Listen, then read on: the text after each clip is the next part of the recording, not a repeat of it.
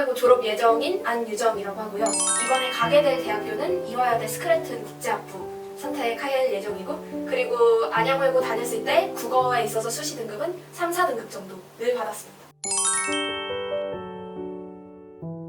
일단 저는 1학년 1학기 때 처음 국어 시험을 보고서 제가 이제 해외 생활을 몇 년 했었기 때문에 초등학교 때, 그래서 이제 국어에 대한 큰 자신감이 없었는데 아니나 다를까 아무 도움과 정보 없이 시험을 봤을 때 제가 생각한 만큼 결과가 잘 나오지 않았습니다. 그래서 그 점수를 보고 충격을 받아서 이제 좋은 학원이 없을까 하고 친구들에게 여기저기 물어보면서 하다가 이제 대다수의 국어 상위권 친구들이 가는 학원이 대신하루라는 것을 듣게 되고, 그럼 대신하루가 어떤 학원인가 라고 해서 처음에는 정규반으로 수업을 시작했습니다. 이제 한자성어나 사자성어처럼 제가 모르는 부분에 있어서 이제 4번 수업 끝나고 바로 가는 것이 아니라 한 20분에서 30분 정도 그와 관련된 시험을 보고 이제 지식을 쌓을 수 있는 기회도 있었고, 이제 문학과 비문학을 각각 다른 선생님이 맡으셔서 이제 수업을 해주시면서 양쪽 모두에서 이제 실력의 진전이 있는 것이 짧은 기간에도 느껴져서 대신하루에 계속 다니게 되었고, 실제로 그렇게 해서 내신 성적도 2등급 이상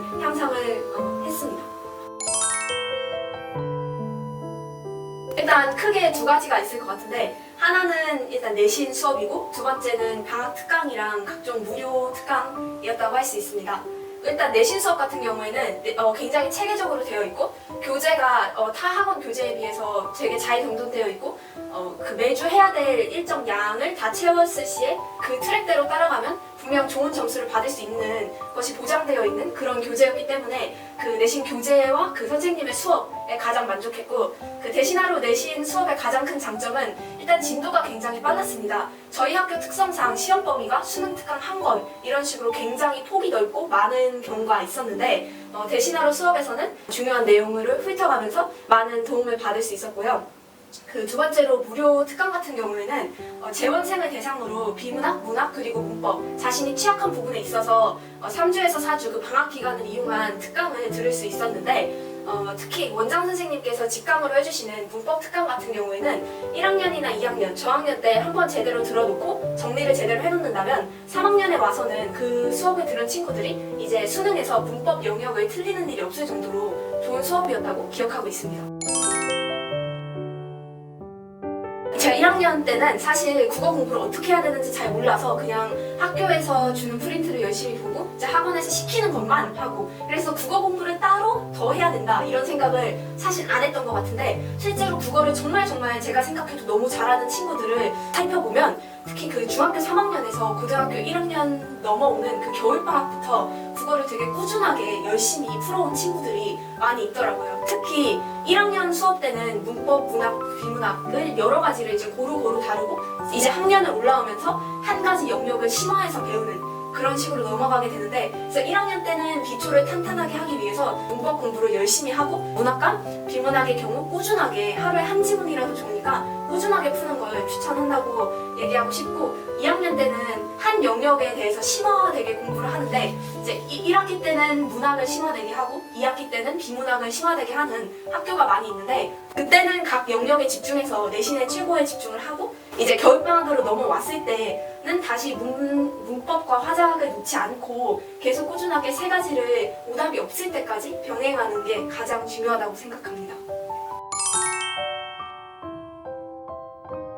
이거는 사실 많은 친구들이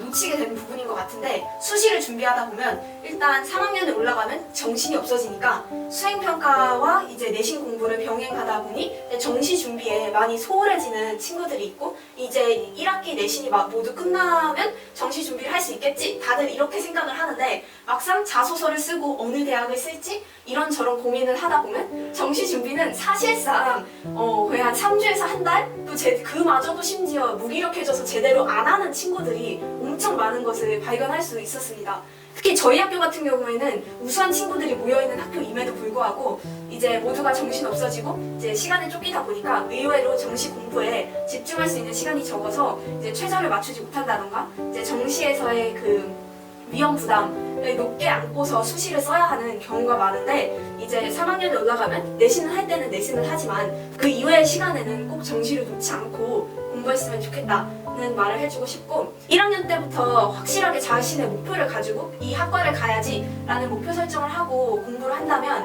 훨씬 동기부여도 되고 좋은 성적도 받을 수 있고 이제 3학년에 와서 이제 과에 대한 고민을 하는 친구들이 굉장히 많은데 그런 고민을 줄이고 정시 공부에 시간을 투자할 수 있지 않나라고 생각합니다.